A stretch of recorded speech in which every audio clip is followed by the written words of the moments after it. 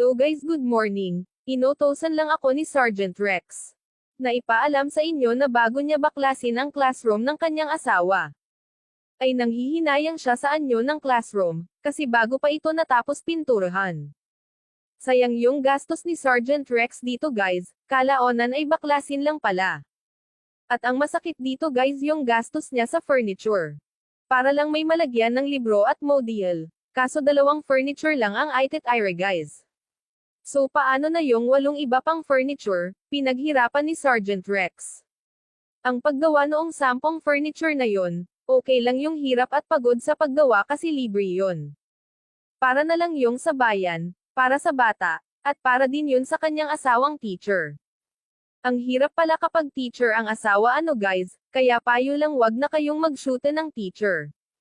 Baka matulad kayo kay Sergeant Rex, pero ang nakapanghihinayang guys, yung gastos lahat na umabot na sa 50,000 plus guys, biruin mo malaking pira na yun para lang may mapapaganda sa classroom, mauwi lang sa backclass.